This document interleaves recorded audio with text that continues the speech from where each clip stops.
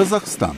На Атыраускую область, близ побережья Каспийского моря, обрушились наводнения. Их вызвали проливные дожди, шедшие в течение 3 дней, начиная с 12 мая. В настоящее время проводятся работы по очистке. Стихийное бедствие нанесло ущерб сотням домов. Эвакуировано около 500 человек. Многие из них живут в домах из глинобитного кирпича, типичных для этого засушливого региона.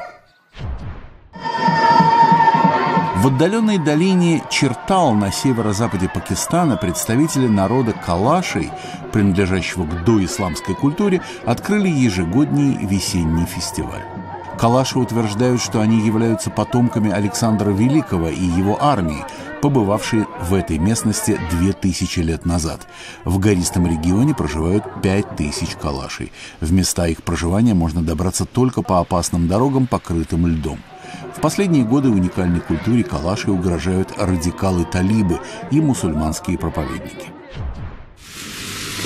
В Белграде министр иностранных дел России Сергей Лавров провел переговоры с сербским коллегой Ивицей Дачичем. По словам сербского министра, усилия Сербии вступить в Европейский Союз не приведут к ослаблению связей с Россией. Две православные страны являются давними союзниками. Лавров также встретится с президентом и премьер-министром Сербии.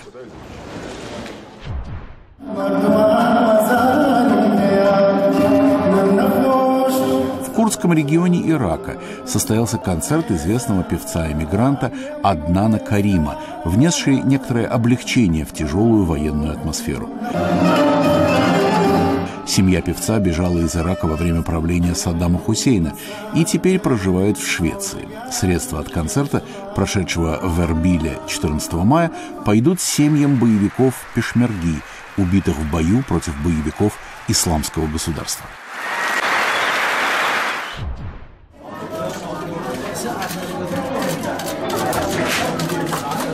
Также в Эрбиле открыт специальный образовательный центр ЮНЕСКО для иракских и сирийских детей, перемещенных в результате конфликта с боевиками Исламского государства. Церемония сопровождалась пением, чтением стихов и выставкой детских рисунков.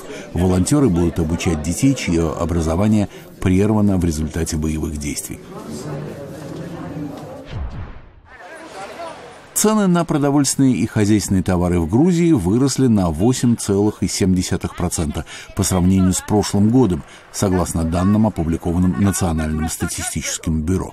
Продавцы на рынках разочарованы. Продажи снизились. Средства к существованию под угрозой из-за инфляции.